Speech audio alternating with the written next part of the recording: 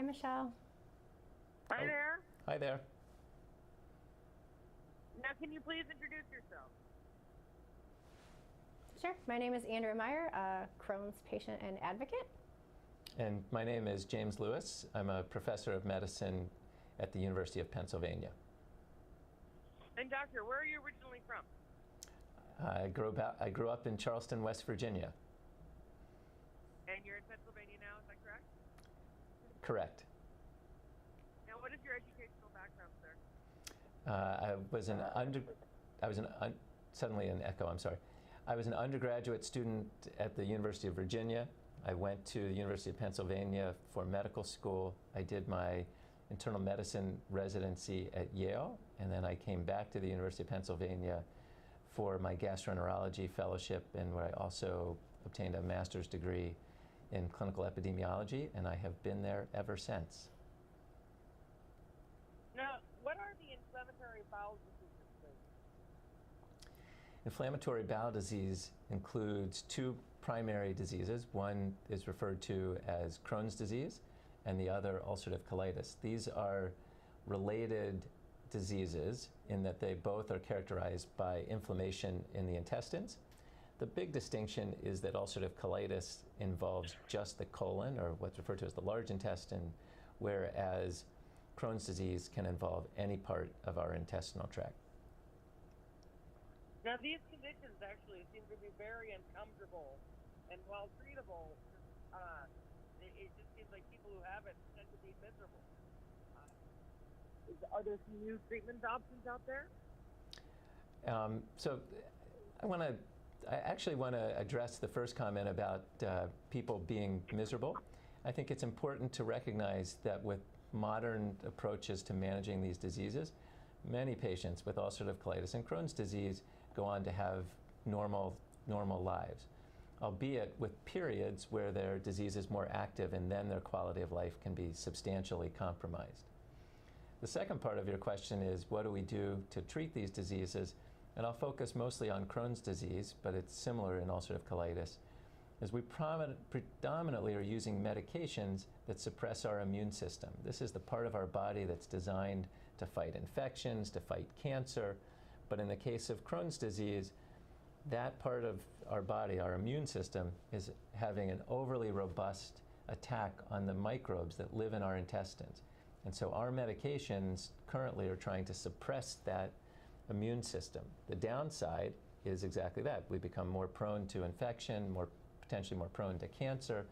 And so we're also interested in identifying ways to use less immunosuppressive drugs, and that's where diet and nutrition comes into play.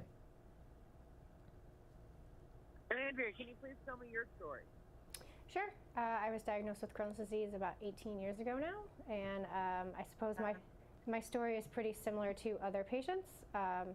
Had a time period of, I guess, trying to fine-tune my management of my disease, where I was on different medications, and I had times of lows and times of feeling better. Became a pretty involved advocate about 8 years ago now, and a few years ago I started actively managing my disease with diet, which led me to my involvement with the DINE-CD trial. Now, doctor, what are the symptoms of IBD? The predominant symptoms are diarrhea, which at times can be bloody, abdominal pain, and weight loss. Other patients may have additional symptoms such as arthritis, irritation in their eyes, skin changes, etc.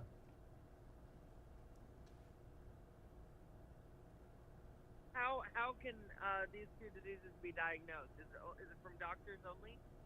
Yeah, you definitely have to see a doctor to be diagnosed. And in fact, one of the biggest challenges with Crohn's disease in particular is it will often take a year or more for patients to be diagnosed.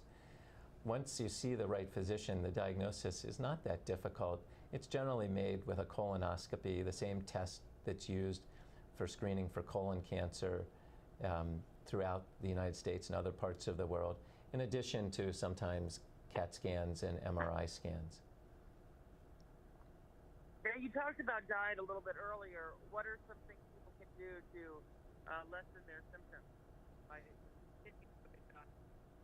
Well, it's a great question in part because today, if you go see your doctor, most are not going to really have a science-based answer for you as to how to manage your disease because we haven't had really well-designed clinical trials to answer this question.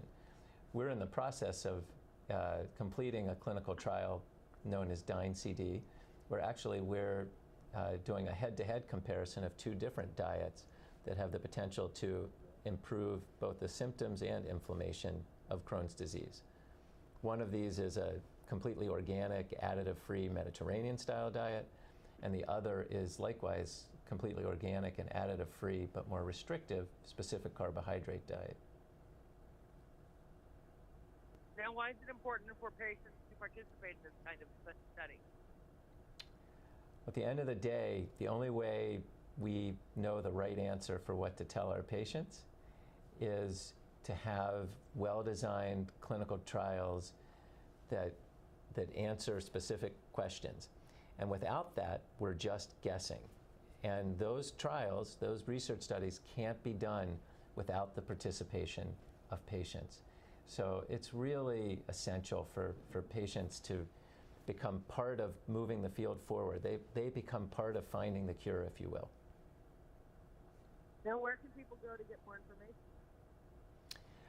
I think the best place to go for general information about inflammatory bowel disease is the Crohn's and Colitis Foundation website, which is crohnscolitisfoundation.org.